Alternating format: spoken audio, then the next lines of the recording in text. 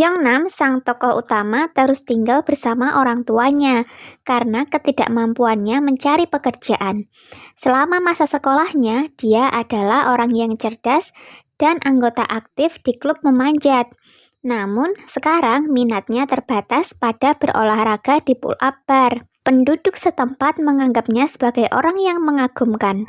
Meskipun begitu, dia tidak melupakan masa lalunya. Dengan hati-hati, Yeongnam menyimpan semua peralatan pendakian di rumah, yang membuat saudara perempuannya kesal dan selalu memarahinya. Hari itu ulang tahun Ibu Yeongnam.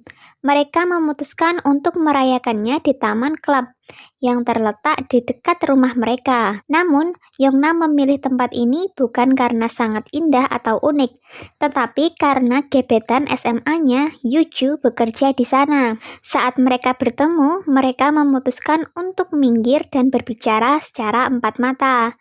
Yuju terkejut karena dia pikir Yeongnam telah menghindarinya sejak dia menolak ajakannya untuk berkencan. Namun Yeongnam dengan cepat menyangkal. Ia juga mengklarifikasi bahwa kehadirannya di tempat itu adalah kebetulan dan dia bahkan tidak tahu Yuju bekerja di sana. Dia juga menambahkan bahwa dia sekarang memegang posisi manajerial di salah satu perusahaan yang berpengaruh. Saat hari semakin larut, manajer tempat itu memutuskan untuk membiarkan semua staf pulang meninggalkan hanya sang manajer dan Yuju. Namun, begitu yang lain pergi, dia mulai menunjukkan perhatian yang berlebihan padanya, yang membuat Yuju menjadi tidak nyaman. Dengan bijaksana, Yuju menunjukkan bahwa dia tidak tertarik pada interaksi lebih lanjut dan lebih suka mempertahankan hubungan profesional. Sementara di luar, ada mobil yang parkir dengan tidak benar dan pengemudi mematahkan kunci di lubang kunci. Saat dia keluar dari kendaraan, dia secara sengaja membuka beberapa katup yang menyebabkan asap aneh keluar dari mobil. Asap ini langsung mengepul ke segala arah. Hanya dalam hitungan menit, gas mulai memenuhi sebagian besar jalan dan sampai ke tempat perayaan. Asap mulai memasuki gedung itu, dan semua tamu mulai tergesa-gesa meninggalkan gedung. Yuju mendesak semua orang untuk kembali ke dalam gedung, tetapi Yeongnam mencoba menemukan kakak perempuannya yang masih di dalam mobil. Saat kakak perempuannya mencoba keluar dari mobil, dia secara tidak sengaja tersandung dan menghirup gas itu. Yeongnam segera bergegas kepadanya dan membawanya kembali ke dalam gedung, di mana kondisinya memburuk dengan cepat. Sementara itu, Yeongnam melihat seluruh kota dipenuhi dengan asap gas. Ayahnya belum memahami keseriusan situasi dan bersikeras bahwa mereka harus segera pulang. Tiba-tiba, pemerintah menyiarkan pesan darurat kepada semua orang, mendesak setiap orang untuk memanjat setinggi mungkin dan menunggu bantuan dari militer. Dengan panik, semua orang bergegas ke atap gedung, tetapi mereka menemukan pintu terkunci dan manajer tidak memiliki kuncinya. Karena itu, banyak yang menuju ke lantai bawah untuk mencari kunci. Sementara di televisi disiarkan bahwa siapapun harus menggunakan masker yang efektif. Mereka juga menekankan bahwa semua bagian tubuh harus ditutupi untuk mencegah gas bersentuhan dengan kulit. Berita menambahkan bahwa ada begitu sedikit helikopter yang tersedia, sehingga penyelamatan hanya mungkin dilakukan bagi mereka yang terlihat oleh helikopter. Satu-satunya cara agar dapat diselamatkan adalah menjadi terlihat sejelas mungkin. Tetapi ada satu masalah, manajer mengambil semua masker gas yang ada di dalam kotak.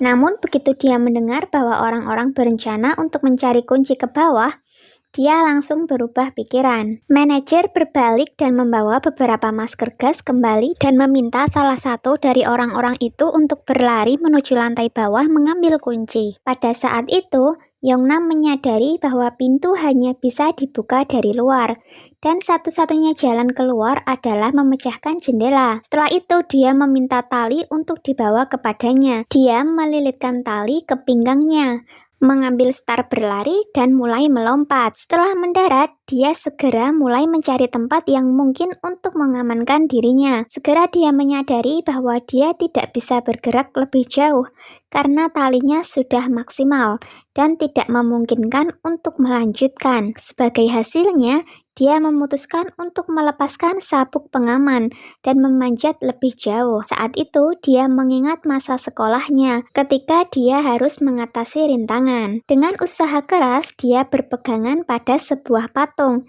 Namun, salah satu gading patung itu patah. Tapi untungnya dia berhasil bertahan dan naik ke atap. Setelah itu, dia berhasil membuka pintu yang memungkinkan semua orang untuk naik ke atap. Pada saat itu, sebuah helikopter mulai terbang di atas mereka, tetapi sayangnya pilot tidak menyadari kehadiran mereka. Kemudian mereka mendapat ide untuk menyalakan senter dan sinyal SOS untuk menarik perhatian. Mereka mulai melambaikan senter mereka dengan penuh semangat, menciptakan sinyal cahaya yang terang. Sementara berita melaporkan bahwa insiden itu terhubung dengan seseorang dari laboratorium lokal. Ternyata orang ini memutuskan untuk membalas dendam atas pemecatan mereka. Dan tindakan mereka lah yang menyebabkan situasi kritis ini. Helikopter masih tidak menyadari mereka meskipun dengan semua upaya mereka. Kemudian mereka datang dengan ide baru untuk mulai berteriak ke mikrofon sambil secara bersamaan menyalakan dan mematikan tanda-tanda yang tidak diperlukan. Berkat tindakan tersinkronisasi ini, helikopter akhirnya menyadari mereka. Namun masalah baru muncul.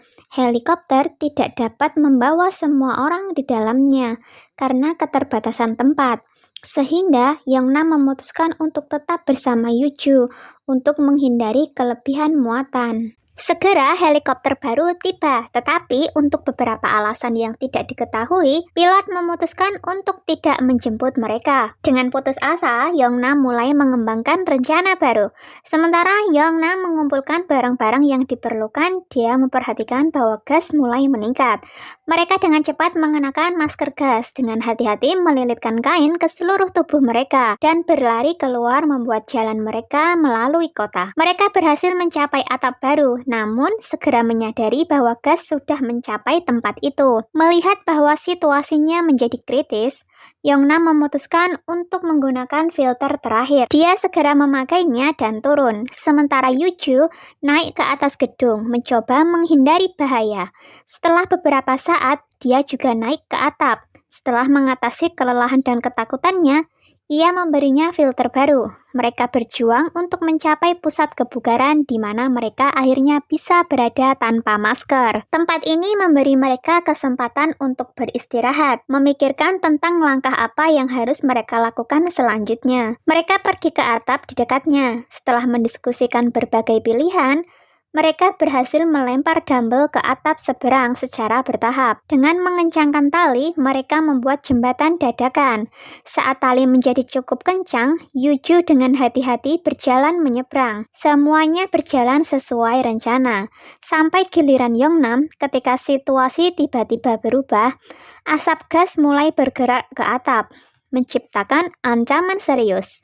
Melihat ini, Yongnam memutuskan untuk tidak mengambil resiko apapun dan segera kembali untuk mengambil masker gas. Pihak berwenang menyadari bahwa air biasa dapat menetralkan gas. Meskipun begitu, waktu yang dibutuhkan masih belum pasti. Yongnam datang dengan rencana cerdas untuk menyiapkan beberapa manekin sehingga tim penyelamat akan berpikir bahwa ada banyak orang di gedung itu yang akan menarik perhatian mereka. Tiba-tiba mereka menyadari bahwa ada kerumunan orang yang tidak dapat meninggalkan ruangan. Orang-orang itu terjebak dan tidak tahu bagaimana cara keluar. Yongnam dan Yuju mencoba menjelaskan kepada mereka bahwa ada tangga darurat di dekatnya, dan mereka hanya perlu memanjat untuk diselamatkan. Salah satu dari mereka memutuskan untuk mengikuti saran mereka dan mulai memanjat tangga, tetapi dia kehilangan keseimbangan dan hampir jatuh, menyebabkan gelombang kepanikan di antara yang lain. Segera sebuah helikopter melihat mereka, tetapi mereka menyadari bahwa prioritas pertama adalah menyelamatkan orang-orang yang terjebak. Jadi mereka memutuskan menyelamatkan orang-orang yang banyak tadi. Tiba-tiba terjadi ledakan yang menyebabkan gelombang gas yang kuat menuju ke arah mereka. Dengan panik, mereka menyimpulkan bahwa gedung terdekat adalah tempat teraman. Tanpa membuang waktu, mereka mulai bergerak ke gedung yang berdekatan. Pada saat itu, sebuah drone milik perusahaan televisi yang dibayar oleh ayah Yongnam tiba-tiba terbang ke arah mereka. Berkat drone itu, operasi penyelamatan mereka mulai disiarkan secara langsung melalui internet. Ribuan orang di seluruh dunia menyaksikan pemandangan dramatis ini, dan para penonton mulai aktif mengikuti perkembangan dengan harapan penyelamatan berhasil. Mereka berhasil mencapai gedung yang diperlukan dan memanjat billboard. Namun masalahnya gedung berikutnya terlalu jauh untuk langsung melompat. Pada titik ini, drone yang menyiarkan penyelamatan mereka menabrak kaca dan rusak, yang menyebabkan siaran live menjadi error. Dua orang itu mulai berpelukan, menemukan kenyamanan dan dukungan satu sama lain. Tiba-tiba drone baru muncul dari segala arah, yang orang-orang gunakan untuk mengusir gas, menciptakan ruang aman di sekitar Yongnam dan Yuju. Yongnam dengan cepat memberikan rencana ke salah satu drone, menggambar sesuatu. Drone itu diminta membawa tali ke gedung sebelah. Segera drone mengikuti instruksi Yongnam. Drone berhasil menyelesaikan tugas, dan tali terikat dengan aman. Di sisi lain, mereka mulai dengan hati-hati bergerak ke atap lain menggunakan tali. Tapi tiba-tiba mereka berhenti tepat di tengah jalan. Alasannya adalah kelebihan berat yang sama menciptakan ketegangan bahaya pada tali. Namun, ini bukan satu-satunya masalah. Tali mulai tergelincir. Mereka muncul dengan ide untuk memotong tali dan jatuh ke lantai bawah. Tapi tiba-tiba drone yang membantu mereka juga rusak. Mereka mulai jatuh lurus ke bawah. Ini menjadi frame terakhir yang ditangkap dalam siaran. Meskipun demikian, helikopter masih menuju ke lokasi terakhir mereka. Tiba-tiba, tim penyelamat melihat cahaya aneh di derek. Ternyata itu kembang api yang dinyalakan oleh dua orang itu untuk menarik perhatian.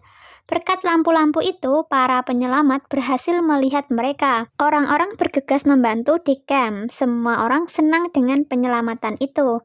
Manajer merasa lega memutuskan untuk mendekati Yuju untuk menunjukkan betapa khawatirnya dia. Namun, alih-alih mendapatkan rasa syukur, dia menerima tamparan dari Yuju. Lalu, Yongnam mendekati Yuju sambil memegang karbiner yang mereka gunakan selama operasi penyelamatan. Dia ingin memberikannya padanya, tapi dia menyuruhnya untuk membawanya ke pertemuan berikutnya. Tiba-tiba hujan mulai turun menyapu semua gas yang tersisa. Fenomena alam ini menjadi simbol pembersihan dan akhir dari semua musibah yang menimpa mereka. Thanks for watching. Don't forget to subscribe. Tell me why you have to seem so distant when I'm holding you. Your fingertips are drifting away.